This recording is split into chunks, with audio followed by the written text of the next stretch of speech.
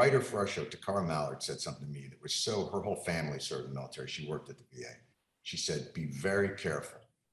Anytime they call you a hero, they're okay with letting you die. Welcome back to another edition of Zero Block 30. Today we have 3 rounds of the magazine. Round number 1, Jon Stewart joins the show to talk about the PACT Act and the abomination that is the United States Senate.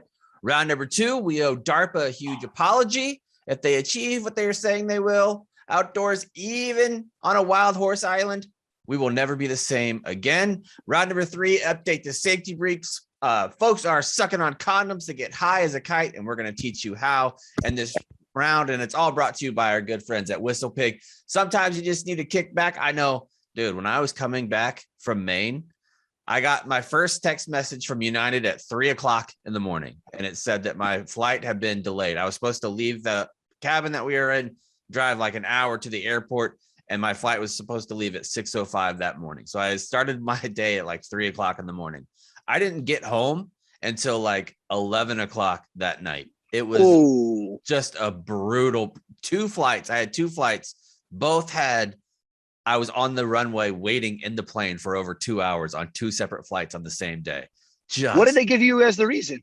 A fucking kick in the dick. That was it. And the only thing that made me, I got home, I walked downstairs, put my bags like right by my bed, went right to my little mini fridge in my bedroom, opened it up, and I was like, I need this thing. I need it. I had my little ice cubes that were in there, got a little glass of whiskey, sat down. And it was one of those days, you know, where if somebody cares about you, and you're sitting down on the side of your bed or on the couch, and somebody comes up and puts their hand on your back and just kind of pats you a couple of times, and they know you've had a bad day. That's what it was for Annalise. She was like, you just drink that down, bud. You had a long day. You just drink it down. So the WhistlePig really helped me out. You should get your own by going to whistlepig.com, or you could just go to any shop that sells whiskey. They're probably going to have some there for you too. It's WhistlePig Whiskey. It is delicious. All right, let's get going with round number 1 today. And before we shoot you off to the interview with Jon Stewart, I wanted to talk about some of the things that are happening at the Capitol building right now, because I am utterly thrilled with the veteran community right now, because it seems by and large, I would say usually on issues, it could go 60-40 one way or the other, where you're going to think the same. Some people are going to think the same. Some people are going to think different. I don't think in all the years that I've been around the military and the years that I've been covering the military now with this job, I don't think I've ever seen all the veteran service organizations speak with one voice like they're doing right now. Yeah. Mm-hmm. And they're camping out on Capitol Hill, and they're not. I saw pizzas are getting delivered from all over the place. I was like, can we send them pizzas? Like, how does this work? Yeah. Can we send something their way? But yeah, they're like pretty much pulling fire watch on the steps until something gets taken care of. Yeah, and that should really send a message to these politicians when everybody is in lockstep on the same issue and thinking the same way, that, oh, maybe we should really reevaluate how we're operating right now. Everybody is telling us that we're wrong. Yeah, and including Jon Stewart, who is a big voice in the community, and he's doing great things. And fuck it, here it is. Here's the interview. Now on Zero Block 30, I'm privileged to have somebody, if you see him talking from the Capitol building on the steps in front of the Capitol, you know something egregious has happened and we're not doing what we should do. Whether that's the 9/11 first responders and now the PACT Act, Jon Stewart joins us today. Jon, thanks for coming on. How are you? It's really good to see you. I'm doing great. Well, I could be doing better if a lot of my friends didn't have to go on fire watch. I mean, I think that's the point that not many people see. A lot of veterans stay out of the limelight. They don't want that. So when they have all these veteran service organizations that are out there on the Capitol, you know it's a big deal. Before we started recording, you were telling me how long you've been tracking this. Can you give us a little bit behind the scenes of some of the wish lists that the PACT Act wanted to be at first, but they weren't even sure they could get all these things? Yeah, I mean, it was, look, you know, first to roll it back, this has been an issue in the country since, I'm going to go with 1787. Yeah. You know, every time we fight a war, the first people to get fucked afterwards are the people who fought it, the veterans, whether it's, you know, a rebellion like Shays Rebellion, where they come to Washington and go, you said something about us being paid for the revolution. I don't know if that mentioned that, but we were wondering where that was. You know, it's always money for war, no money for the warfighter. And this has been an ongoing battle. And certainly there's been progress in things like corrective surgeries and adaptive rehabilitation and traumatic brain injury and PTS. But the one thing that's never addressed is toxic wounds. The idea that, you know, when people fight these wars, whether you're in a Humvee next to a crate of depleted uranium ammunition, or you're sleeping next to a burn pit 24 hours a day, 7 days a week, or, you know, whatever it is that they put in those shots that they're giving you, or any of those other things, those can wreak havoc on people. It's an IED that goes off in your body 5 years later, 7 years later, 9 years later, and it's never addressed. I mean, the PACT Act, we're talking about helping Vietnam veterans in this thing. Right. How crazy is that? I mean, it's nuts. And when we talk to the Vietnam veterans and what they're going through, and huge shot, I mean, those people, to be treated the way they were and to come and have our backs instantly. I mean, as soon as we got back and there was any whiff of toxic burn pits, they were like, hell no, this is not going to happen. And we've got to do the same thing for the generation that's coming after, or you're going to continue to have these recruiting issues. No one's going to want to. Why would you?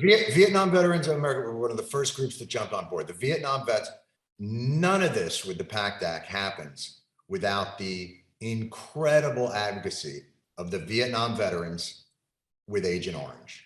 And they fought, I mean, 20 years. There was Blue Water Navy. I mean, just recently, like there were issues that they've been fighting. And even now, there are guys applying for benefits from Agent Orange exposure who are getting denied. Like, yeah, with the Blue Water, my stepdad has brain cancer, and they think that they can trace it back to that. He's in his he just got moved into hospice last week. I'm terribly sorry to hear that, but it's a story that I hear constantly. I mean, and a lot of the folks that have been advocating with us are no longer with us. Like, it's devastating. And to be shouting into a void, and we talked a little bit earlier about like the burden that this country places on military families to begin with, just by the nature of their service, whether it be the deployments and the sacrifices they make in terms of living conditions, or in terms of the money, or their drinking water. Jesus, that's another one. Camp Lejeune, right? When is that? So the PACT Act, Fort McClellan, like it's not just overseas; it's in America, and you know, it's all of those things lined up together that give the sense that, boy, and a writer for our show, Takara Mallard, said something to me that was so, her whole family served in the military. She worked at the VA. She said, be very careful. Anytime they call you a hero, they're okay with letting you die.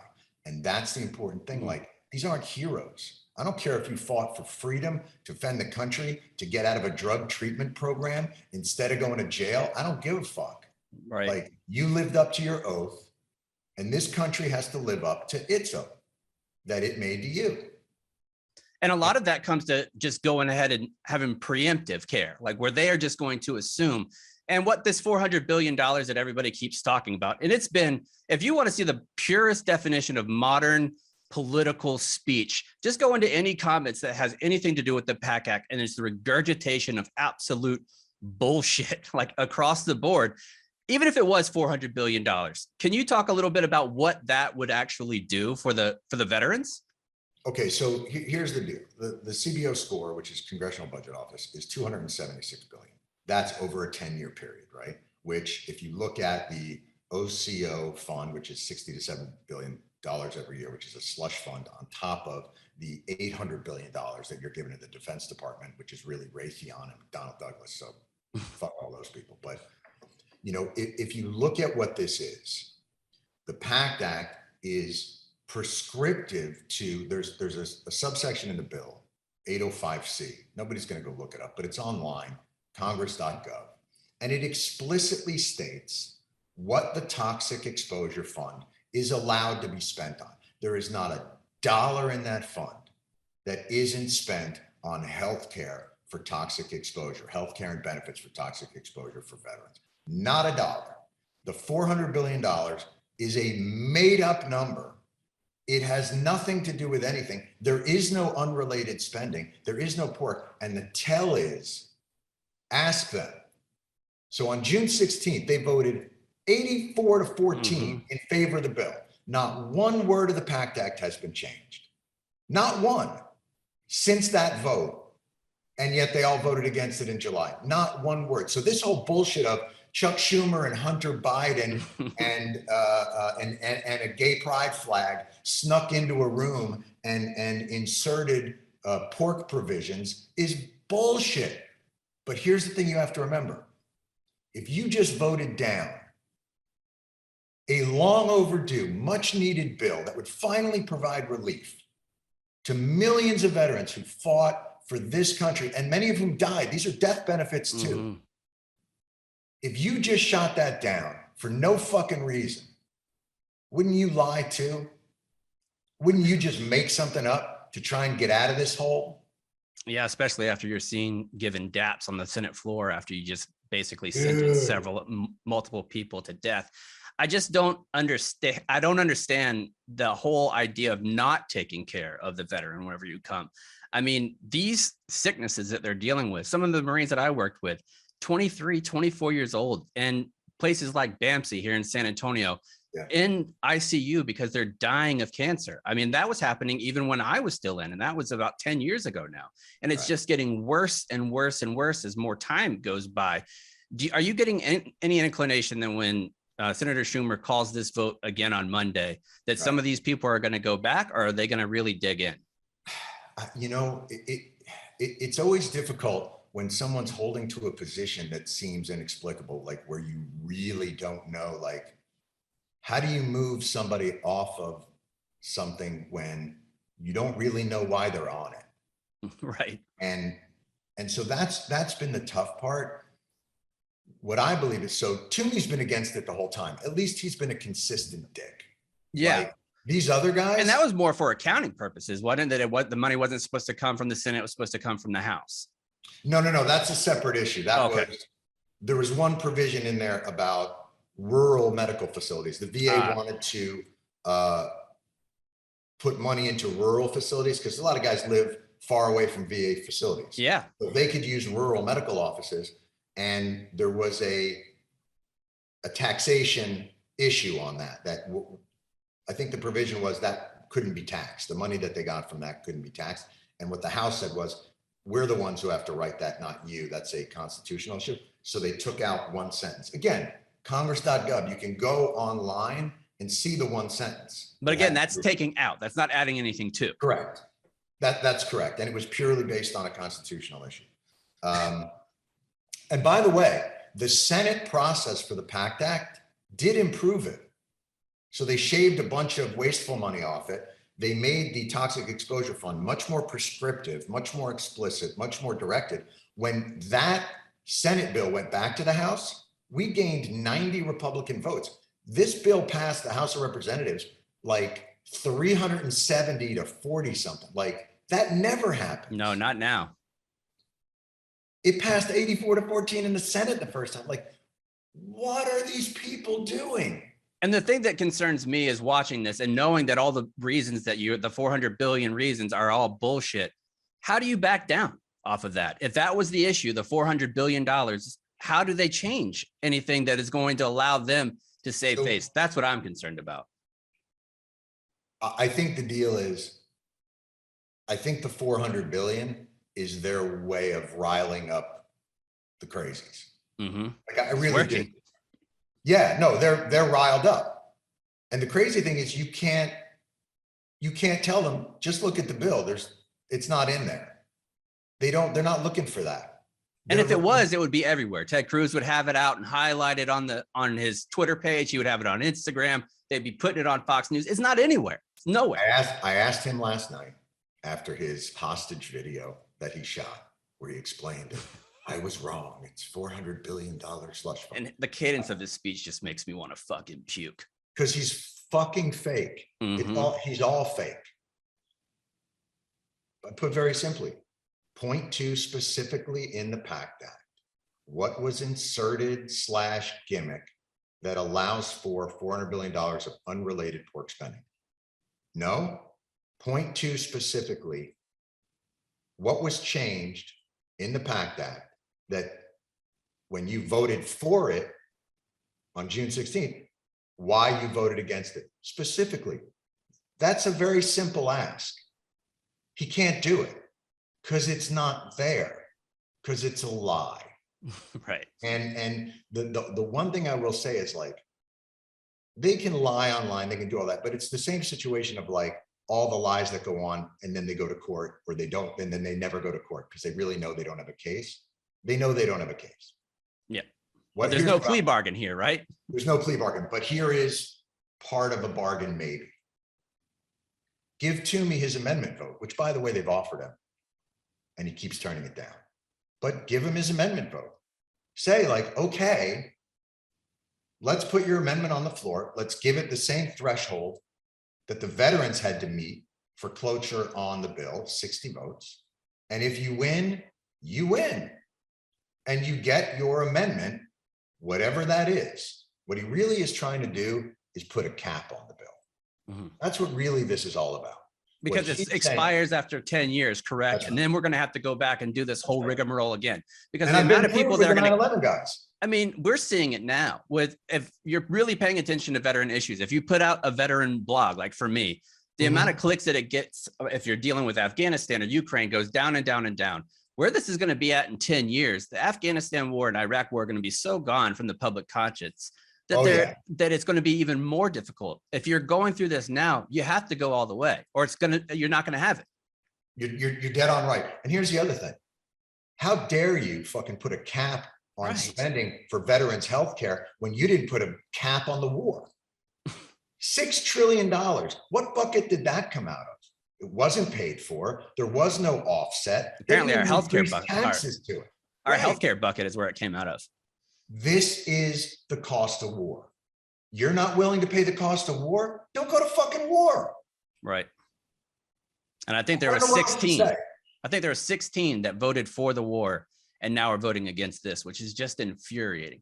I mean, when you have the same party, it's the same people. The 16 same people voted to send us and then don't vote to let us live afterward. It's important. Living is important. You know, I have heard such good things about living. Yeah, I mean, I enjoy it. I just lived for a week in Maine. I enjoyed it. I sometimes see pictures of people doing it and they seem to be very much enjoying it. Yeah, being alive is pretty good. Not having cancer is good. And if you get cancer, you should be able to be taken care of with the best quality of care that we have to offer in the strongest country in the world. It makes zero sense. It's bananas, dude. And your Alive Day is coming up, right? When is that? You said tomorrow. Tomorrow will be 15 years. And I was around burn pits and things like that and developed asthma later on in life and all that stuff too. And I look at my friends who struggle to do things that they used to enjoy. I mean, the amount of people that I've seen that were my buddies when I was in the Marine Corps, that after Top Gun came out, they could put on the CPAP mask. The amount of people that were Top Gun pilots because of their CPAP machine was ridiculous. Yeah, dude, it's so frustrating and it's so dispiriting. But I will say this though. We are not relenting. And like, if they screw this, that's not the end. Like these people, they're warriors in the best sense of the word, and they're relentless. And we're not going to give up. And this has been going on for, 15 years at least. With us so close to the finish line, do you think that there's any chance if the vote doesn't go well on Monday night that Schumer doesn't put them in recess? I've been begging for that. I've been begging for that. How dare they say like their time is more valuable than your time? Right. And that's what I think. I think all the vitriol that's going at the Republicans now should be shifted like to the Democrats if they don't do it, because they have the ability to do something. Stand up like you're doing it. You're passing the bill. But if you're going to be in the majority, be in the fucking majority. No, dude, no question. I completely agree. And have, what they lack on the Hill is balls and creativity. It's all regular order this and parliament this. And what they do is they use the Byzantine Robert's Rules of Order to hide. Washington is a Thomas's English muffin. It's all nooks and crannies, man. And all they do is hide over here and move this over here. And it's all meant to be difficult to understand.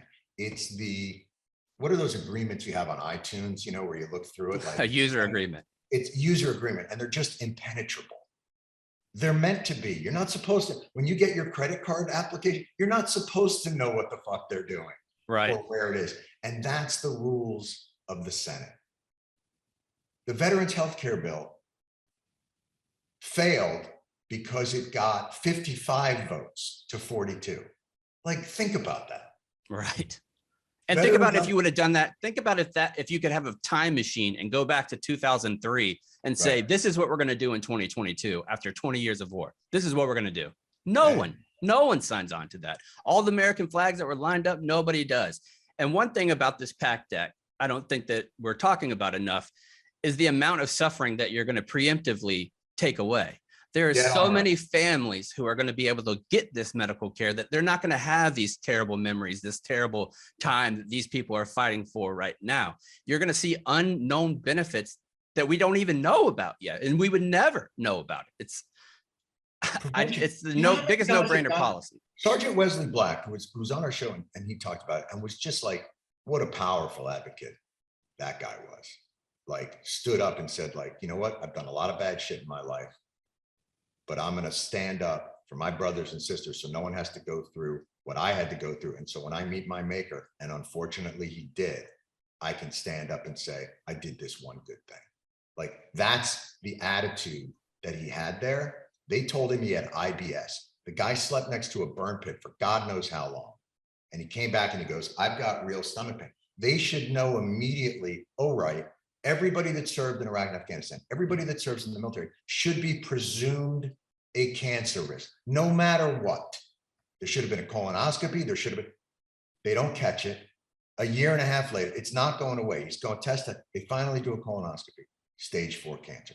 If you just consider where they came from, consider what they've been exposed to, we could have prevented already half of this suffering already. It's,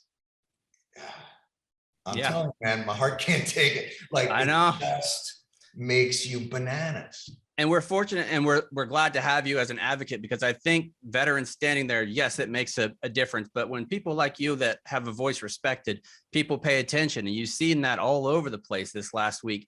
And one thing I want to talk about before I let you go, I mentioned that it's going to take away suffering and you don't see the unseen benefits. You had a program at Comedy Central that led to unseen benefits that you probably don't even know about.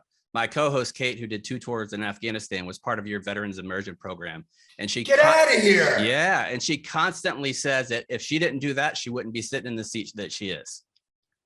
Oh man, I am so glad. You know, and she does amazing work for veterans. She talked about her personal experience with abortion and how it's wrong that we're not allowing the military members to seek these out. She's talked about issues all over the place, and her voice has this platform partly and because of the program that you initiated at Comedy Central. I'm so glad to hear that. You have no idea. We had gotten a call. I don't even remember the years. A guy named Sid Goodfriend from a place called ACP. And he said, we have a mentorship program. Would you be a mentor to a veteran? And I said, what? I don't know what that is, but tell me what that is. Well, you make a phone call and you talk to them. I was like, that sounds like nothing. I do that all the time with just everybody. Yeah. So I tried to think, like, what would be something that we could do that would have some value. And so we came up with this thing. We called it the Immersion program. We got 24 vets, and we had like semesters. They'd come in and they'd immerse themselves in the show for a week. And then one night a week, they'd meet with each department of the show. And the departments would come and they would talk to them and all that. But what the most interesting thing about it was, we spent a lot of our time getting their confidence up. It wasn't even so much about teaching. It was about reminding them that they had value, that the skills that they developed in the military. I used to say to them, I don't know if you guys can handle TV. I mean, the pressure. Right. When shit goes south here, I've got to do it again tomorrow, pretty much the same way. And sometimes the espresso machine doesn't work as well as it should. Yeah, you're right about the confidence, because that's what she says. She said the first time that I thought maybe this could be a career with me is when she was sitting in a writer's room, listening to them go and their process. And she chimed in with a joke and they laughed and liked it and wrote it in. And she said, I could do this. I could do this. And now she's doing it. It's incredible. It's so awesome. And they didn't realize, so much of TV is like rich kids from Westchester who were able to afford internships and then they get found. It's not people who were shitting in wag bags in Afghanistan for 20 Right. months. But man, and I say this to all employers, if you ever want to hire people who don't complain that much, get people that shit in wag bags. There you go. If you shit in kitty litter, you could do it. Man, they'll do anything. But it was incredible for them to start to realize, oh, the experiences that I have had in the military, overseas, all these things, they're value added to organizations. And then we would do, after the 6 or 7 week program, a career fair. We try and pull in like, TV people and all that shit from all around here. And they'd meet them and they'd all walk out like, where have these people been? And you're like, they've been here the whole time, man, the whole time. Yep. And that's exactly who we're trying to get healthcare for this PACT Act, so they can make impacts in their families and their communities and do great things, because these are the people that we want around for the long haul. Jon, I can't thank you enough for coming on. No, man, I'm delighted. And tell Kate I said hello. I will. And it was lovely to meet your wife, and man, have a wonderful day tomorrow. And listen, man, keep up the fight, because your voice is important and it's helping everybody out there. And we just got to get this over the finish line. And if we don't get it over the finish line this week, get it over another time, because we're not giving up. There you go. Thanks, Jon. All right, man. He was great. He was awesome. It's nice to see somebody that has a genuine passion. We went out to eat, or not out to eat. We went to the grocery store yesterday. And as my wife and I were coming back, I said, the thing that really strikes me about Jon Stewart is he's exactly what I would like to be. Like if I had his level of money, his level of fame, finding these projects that are absolute no-brainers to attach yourself to and be like, we've just got to do the right thing. Being the kind of person who just wants to do the right thing by people who deserve it, like the 9/11 first responders and now veterans who are suffering because of the burn pits and toxic exposure. And this isn't anything new for him. Ever since the war started, like anything post 9/11, I've said this line about him a million times, but he always walks the talk when it comes to supporting veterans. And I think a lot of people are like, look at big picture, but he did the veteran immersion program on his show that I was part of. That's like the reason I have this job. Like, even if it's on a small scale, doing the most that he could possibly do for veterans in his community, like just from the very start, he's always been this way. He's one of my heroes, obviously. And the way that he lit up when I told him about you and what you've done, and he asked me a little bit after, like, what was her process like after she left the program? And I told him a little bit, and he was genuinely thrilled. And I feel like it was almost like a moment that he needed a small little win, because he's been following this so closely. Yeah. And it's so terrible when you feel like you're about to cross over the finish line. And it's like the veteran community has been essentially legislatively edging for the last 2 years. And like, just let us come at the end and pass this fucking bill, please. Yeah. That should be our slogan. Let us come. Let us come. Yeah. I'm just so blown away by his passion, though, because you would think he would be a veteran himself to have this level of passion. I don't know where it stems from. I don't know if, he just met someone along the way or somebody in his life at some point served, but the passion with which he takes up these issues is so impressive. Yeah, I think it just comes from a genuine place of kindness and apathy and empathy that which we lack in this society now. All right, let's move on to round number 2, because we got some other things to talk about as well. Round number 2 is going to be brought to you by our good friends at TaylorMade. If you're going on a vacation and you're not going to Maine and you want to pick up the sticks, I would suggest that you pick up TaylorMade. They're incredible. Connor has been enjoying it. His game has gotten better since he's gotten the new sticks, the new putter. They have the TaylorMade Spider GT. They're going to inject a little dose of stability into your game. It sets a new standard of performance. And if you're not watching our friends at Foreplay go through, one of my favorite series that I think that has ever happened at Barstool has been the Chasing 100 and now the Chasing 90 with Trent. They are all sponsored by TaylorMade, and it's made Trent's game a lot better. He's incredibly fun to watch, him and Frankie going out on the course. Make sure you watch that. And if you don't have any TaylorMade clubs and you want to get some, just head to TaylorMade.com/Barstool and shop Spider GT to create your own. You can use the promo code Barstool at checkout and you're going to get free shipping when you do that. Ooh. And then you can pick from hundreds of color combinations. You can build the perfect putter to save you. Connor has his, and his is from West Point. I have mine. It has a little pirate dog on it from our show. Both of them are incredible. Make your own and stun on us like a motherfucker. Let's move on to round number 2. We're going to start a little bit of DARPA, and it has nothing to do with Bob Dole at all. Nothing. And what does DARPA stand for again? Defense Agency something. They're something, like something. the inventors who come up with all the cool shit, is what anyone who It's doesn't know what DARPA is. Because when you read the round, even my brain was like, what does this mean again? It's like DARPA is the big inventor. It's basically like who would make things for Tony Stark. Right. Yes. Yeah. It's Defense Advanced Research Projects Agency. Yeah. So if you're looking for like who would actually make James Bond's bow tie that can shoot you in the face with a 50 cal round, like that's DARPA. That's what they do. So they have one invention that's coming down the pike that is going to absolutely change the way that we do field ops, the way that we deploy to areas that are swampy, the way that Fort Polk's life is about to change if this actually comes true. Oh. But before we do that, I wanted to talk about some of the major 4 inventions, because DARPA has been around a lot. And just like you guys were talking about, not a whole lot of people know what they actually do.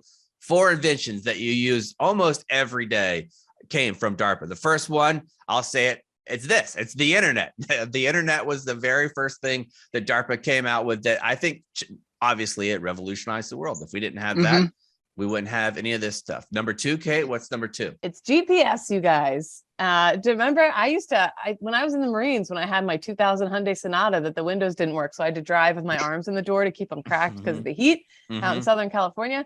I spent big bucks on a Garmin. Oh, that was a big purchase. It back was, then. and they were exciting as shit. Like the first time that you could plug it into your car, you'd be like, turning 300 feet? What? How does it know? How does it know? How does it know where I am? I remember, my favorite thing with those old ones though was like trying to beat the time, because now they're pretty, Apple Maps or Google Maps are pretty accurate and the time will update a little bit. But back on those original ones, you could always figure out ways to try to get there a little quicker than what it said. Oh, big time speeding accelerant. You definitely be like, I can do better than that. I can whatever. I remember my cousin telling me she was super hungover after a family wedding once, and with one of our extended relatives, they had like a 3-hour drive home from the Jersey Shore. And he was like this older second cousin of ours. He had the setting on his like Garmin or whatever to say things in that Star Wars voice. It was like, turn right, you can. Turn left, you can. And she was like, I'm gonna freaking like, I just want to roll out of the car into the highway and die. I can't. She said for 3 hours it was this stupid. Who was that? Yoda? Yeah, because they used to think that was the big deal. Like they'd have a software update that would go out, be like, oh, now it's Samuel L. Jackson. Oh, now it's Kate Winslet. This is wonderful. Listen, it's Adele singing me to turn right at the McDonald's. This is incredible stuff. Yeah. All that brought to you by our good friends at DARPA. They're the ones that figured it out. I did not know this. Did you know that in 2016, the EU actually launched their own version of the GPS system? So it's not just ours that's getting used now. No, I had no idea. I actually didn't. It's called the Galileo satellite system is what they have, which is a way better name. It's way better. But DARPA launched theirs, the GPS project proper, 1973. I didn't realize they've been working on that for that long. For the first, they've been using satellites since 1940s. I would have never thought that. But this is interesting. It was only available to the U.S. military at first, but when a Korean Airlines flight was shot down in 1983 after it accidentally strayed into USSR airspace, the technology was made freely available for civilian use. Classic USSR, doing its thing. Pretty not great. Number I don't 3. understand how I'm sorry, I don't understand how those two correlate, because an airline flight got shot down. Now we got to give. They didn't realize that they had crossed into. Oh, I see. They didn't have the technology. Places where you are in the world too. Got it. Not just directional. Okay. Number 3, Kate, what we got there? Cyborg insects. That's right. If you thought the headless dog robot was strange, by the way, that headless dog robot has guns now. So watch out. The research DARPA. Yeah, that dog's got a knife. It's running around the the viral pool video. Right. Anyway, if you thought the headless dog robot was strange, the research DARPA has done into insect sentinels is even weirder. In 2006, the organization announced it was looking for researchers who would help it find a way to implant technology into an insect's body while in its pupa. That's a word I hate. Hate it. Even when I was reading it this morning, I was like, poopa, we gotta fucking figure something else out. Poopa, we can't be using a poopa. I think it's pretty cool that you can become an adult and still hear words for the first time. I've never heard that word before. A pupa. Yeah. It's like when they're just in the little like sac, I think, or something like that before they like hatch out of it. But basically like putting a chip or a tiny camera on these bugs. Like imagine you can't get into like Bin Laden compound, but you can send a bunch of roaches or something in there. You know what I'm saying? It would be awesome. Send just a bunch tap of ants into your Old Testament capabilities and just have a locust swarm show up. Yep. Successful entrants had to deliver the insect to within 5 meters of a target because it is tough to train a bug to go somewhere. They do wiggle around a bit. And they're not even alive, Kate. Did you get that? They're robots. Like they place the internal parts of a robot in the carcass of like a spider.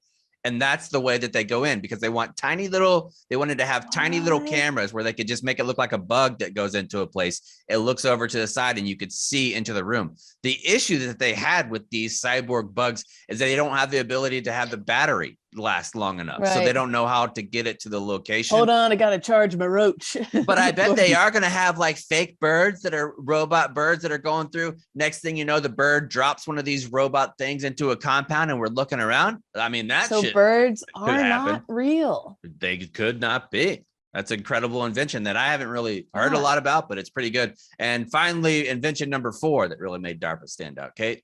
The pocket pussy. That's right. That was a big DARPA worked on this for quite some time. An artificial vagina is a device designed to imitate the female sex organ. Right. To achieve this, thanks for copying all this in here, chaps. I appreciate it. It will generally be made of soft material, lubricated, and sometimes heated. True. There are different types of artificial vaginas, medical research purposes, animal breeding, sex toy for erotic stimulation. Strokers and sleeves are sex toys usually designed as a handheld way to simulate the act. Well, artificial could be in a sex doll. That could be hands-free. True. So that's got to do a little work. Yeah, that's where DARPA's at. That's their top 4 invention that they ever have. But I think this next one could change the game because I know one of the big things that we talk about in the Marine Corps is the difference of those that enlisted and went to Paris Island or you went to San Diego. The Paris Island aspect is because there was sand fleas that they're biting you all the time. And San Diego is because you have to go up hills and mountains and shit whenever you're doing training. Well, if you could take a pill, which is what DARPA is saying that they might be able to invent, a pill or a bomb that you put on before you go to the field, and it'll keep you bug free for 2 to 3 weeks at a time, where you won't have to reapply bug or DEET or bug spray or any of that stuff one time before you go out, and it lasts for 2 weeks. That is an absolute game changer, not just military wise, but I think your life in general changes if you can go places like a cabin in Maine and not have mosquitoes the size of pterodactyls coming at you. I got eaten alive last night. I'm down the Jersey Shore and with a bunch of friends, and they did that. All the crabs out on the picnic table and the mosquitoes came coming. Of course, I'm still wearing the same thing I did yesterday. Right. If this invention works, I won't have to walk around like this. With my socks tucked into my pants. I'm wearing super tall socks. Like you're going to harvest bees. Yes. I was like wearing like a full bee. Everyone else was in like summer dresses last night. And I had a full hoodie, drawstring pulled. My body was completely cut off because anyways, I'm very excited about this. The first night, Kyle and I go out from our main cabin and we go behind there. You go down this little trail and it's by this river. The river at night doesn't move a whole lot. So as soon as we get out there, you could see on the surface of the water just huge mosquitoes that are coming out of nowhere, completely blanketing like the river. And I was like, oh, this is lovely. This is so nice. Like the whole time I needed this cream, this bomb, this pill. I mean, how much if you were going to go, let's say you're at Fort Polk cons, you get stationed at Fort Polk and they say, we have this pill, and it's going to keep you safe for 2 weeks at a time. No mosquitoes. How much do you think you pay for it? I'm giving them my full paycheck and I'm getting it for myself, my entire platoon, everybody. If I'm out game there, changer. Exactly right. If I go out there and you're doing a month-long field op, I honestly think even if I was in, I'm going 2,500, $3,000, like probably to get that pill, so you don't have to worry about it, because it changes the entire scope of your training evolution. Also, this would be enormously huge for countries where malaria is still a problem and where all That's this true. stuff Yeah, that's could probably save. more important than us being comfortable. Yeah. That could save just so many lives and be such an incredible thing. And that would have saved me on that night when me and my friends went to Assateague Island in high school. And Yeah, that's what I was alluding to. If you didn't pick that up in the opening rounds, Kate, one of my favorite stories that she tells is she fell asleep on an island with a bunch of wild mustangs and woke up completely covered in mosquito bites. Every nook and cranny of my body. The old crannies. You think they won't bite a flap? Boy, you are wrong. They are equal don't care. opportunity biters. True. Not good place to be itching at work the next day. Absolutely not, especially not whenever you're on fire watch. You don't want that to happen. All right, let's move on to round number 3, which is going to be brought to you by our good friends at Manscaped. Manscaped has the Platinum Package 4.0. It's a one-stop shop for the man who desires it all. They designed this package to allow you to fully align your entire hygiene routine with elite products. Inside this Platinum Package, that's a tough one for me. I got to be honest. The alliteration of the double P is fucking rough on a Sunday morning.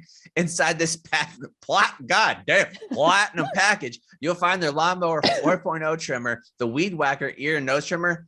And as somebody who just turned 40, buddy, that thing is a life changer. I was like, I don't need this nose thing. I don't need this ear thing. Ducked it deep back into my drawer. I charged it up, put it in the old ear, rubbed it around the old nose. I could smell better. I'm hearing better. People aren't saying, look at this long-eared hair freak. They're not saying that whenever I go by anymore. And whenever they sniff my balls, they say that smells good too, because we have the Crop Preserver anti-chafing ball deodorant as well. So if you want to try to call me out on it. I'm walking down the street and they're like, there's no way your nuts smell good, chaps. I'll bring you right over. I'll Red Rover your ass and you'll come right over. Dump them out. Oh, dumping out the old testes. Got to do it sometimes. If you want to dump out your testes, go to manscaped.com and you're going to get 20% off free shipping with the code 0. That's 20% off with free shipping. All kidding aside, it's a great product. You don't cut your dick off whenever you are using it, which is it's huge. That's pretty big. Yeah, it is pretty big. All right, let's move on to round number 3. We're going to talk a little bit about condom goofing. Condom goofing. You better wear that latex so you don't get that latex, as Chap says in his safety briefs. There was recently a video that went viral with Lil Wayne talking about this, because somebody was saying Lil Wayne is the greatest poet of our time. And so they have him and they're doing an interview on a podcast and they're reading him different lines from different rappers of what they said. And they said this line to him and they said it just kind of how I do, not the way that he raps it. And he was like, who wrote that? That is unbelievable. And he's like, what a play on words. They're like, that's you. And he's like, oh, wow. Oh, yeah. That's pretty good. That's pretty good. Brilliant. Well, yeah. I'm down in Asbury Park. I took my son for a walk this morning and he's bent down playing with something. I was like, what is he playing with? It was a Magnum wrapper. Oh, so, yeah. Better than the inside, though. That is true. Gosh darn it. I'm glad it was just the package. But yeah, this story comes to us from Vice. With the ongoing debate about whether or not monkeypox is an STD, if you were planning on having sex, buying condoms would seem a responsible adult thing to do. Before we go there, can we talk a little bit about monkeypox? Can we get your thoughts on it? Are you nervous about it? Monkeypox? I'd much rather get COVID than monkeypox. As someone who had hand, foot, and mouth disease, probably a higher level awful case of it a few months ago from my son's daycare. And like I had open lesions all over my skin, my hands, my feet, my nails fell off. It was so painful. All you needed to say was lesions. Good God. Yeah, it felt so painful. And I was embarrassed to like go out in public. And like it was fucking terrible. Like, and when your nails are falling off, putting on clothes and socks and sleeping at night and you're getting like caught on your sheet, it's like a fucking nightmare. I've been following TikToks of people who are like, I'm going to be fully transparent. Like, come along with me as I just got monkeypox. And it's like day 1, day 2, day 3. And by like day 8, their faces are just like, it's like. Does it go back after you have monkeypox? Does it go away or do you get like scarred from it? Do we know yet? I don't know because I still have chickenpox scars on my stomach from when I was a kid. So, because I scratched, I'm a scratcher.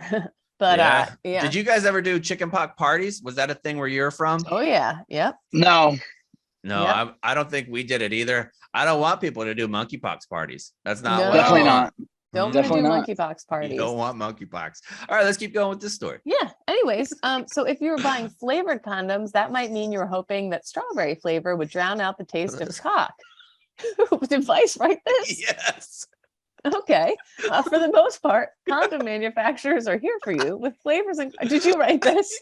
No, but I knew that I sent this out a little late. We're doing an early show. I knew you probably weren't going to scan it, and I was so hopeful that you would get to the cock line. I and it would did. catch you off guard, and it did. worked wonderfully. Yeah. Drown out the The taste of taste of cock. cock is just so aggressive. I was going through it last night, like putting the stuff together, and I started laughing to myself. I'm like, I mean, that's the most crude way you could possibly phrase. Dick, that's not gonna work. Penis, no. Wiener, you Drown out the taste of cock. I mean, yeah. Wow. Anyways, let's keep going. Anyways, to help you drown out the taste of cock, condom manufacturers make all sorts of flavors like chocolate, strawberry, banana, apple, pina colada, jasmine, cola, aloe. But Jasmine, if you're asking for a jasmine condom, you are fancy. you are so fancy. Fancy. That's a classy blowjob. That's not a cock you're blowing. Oh no. That is a penis. That's a Ritz Cockleton. Like It is. that's a nice thing that you're sucking on there. It truly is. Mhm. But students in the city of Durgapur in West Bengal, India, are looking to get their dopamine hit in a different way by dunking these flavored contraceptives in water and boiling them instead. See, According- I understand, like, over the course of human history, I've always said, I don't know how we decided to eat certain things. Like, if you've ever seen a peanut plant, like pulling a peanut out, who decided, let's roast these shits and put a little bit of chili powder on them? Like, Yeah. how do you do that? Same thing with this. Who looks at a condom and says, I bet if we heat this up and drank the juice, we'd be high for 10 to 12 hours. Yeah, so according to a report, flavored condoms, they're selling out in medical and general stores in this city, and the students are buying these condoms, and basically it's from sniffing glue, inhaling nutmeg in large quantities, to storing bath salts. Oh, this is what you're talking about. Like, how did anyone figure out that these Right. things got you Mhm. high? And now it's these condoms. A polymer chemistry research scholar told Vice that it is possible to get high from this stuff. Condoms are made from polyisopropene, a component of natural rubber, while the flavor is imported by glycerin. And we all know what that means, right, guys? It's the big molecules lady over here. I don't basically. So you what soak they say, them- here's the yeah. product. Here's the thing. They're flavored condoms when soaked in water for a long time to release these hydrocarbons. And it's a similar substance to alcohol. After that, like sanitizers, cough syrup, and nail polish removers, flavored condoms can be bought over the counter at any medical store. A drug of this kind can give you a high for up to 12 hours when used in large quantity. What are you drinking this- drinking? You're drinking the water from the boiled condom. So hell yeah. They said that you get really addicted to it fast too. Like, something about the chemical makeup of what they're doing.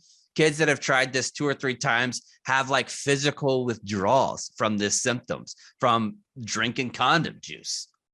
Condom juice. My God. Of course, the end of it sounds like the cheap price for a high comes with a higher price that can leave a bad taste in your mouth. Or Mhm. worse, even the durian flavored condom. And I mean, if you're a parent, like you got a college age kid, you got a late teenager, and you're like, oh, they got a shit ton of condoms. At least they're being safe while they're going out and doing what they're going to do. Now you got to worry about if they're doing nefarious things with these condoms. Lock up your pots and pans. At They're gonna one be time, boiling condoms condoms were in so 'em. wholesome and pure, jasmine flavored, and now you got to worry about people using them for the wrong purposes. Just unbelievable. Crazy. You're right. Who figured that out? I don't know. I want Not to know. me. All right, let's move on to safe routes and alibis. It was Chaps. Chaps figured it out and sent it to this city. And yeah. Yeah, it was me. Safe routes. Let's start with safe routes and alibis. Nick, we'll start with you. What do you got, pal? Yeah, still looking for a race to run. I got a few options out there. Some people threw me the Tunnel Towers, which I ran. I've run that already. But yeah, still looking. So, do you guys have any ideas or any like fun mud runs or anything? Something like a that? go ruck would be good. Yeah, Yeah. I'm down for pretty much anything, but I'm definitely looking for something that is related to supporting the troops. So. Why don't we send Nick to one of those man camps that we talked about a couple weeks ago? Oh boy, We should, where he's got to bury himself alive and dig Yeah. out and get hazed. And like take the ice baths. Undertaker. Find some dude that was a Navy SEAL for like 6 months, and then hey, now he leads this training course. We could do that. Yeah. Honestly, I would pay to send someone else through it. Put a Alrighty little then. camera on him. It would So, be. Nick, It would be. That's my a good save time. round. if you're game. Cons? Nothing. Nothing at all. Nothing. Katie? Nothing at all. Me, down the shore again this weekend because Barstool's band Pup Punk, the cover band, they had a show down in Atlantic City. My baby dad helped manage it, and so we came down here to, but it was So actually, I was at that show.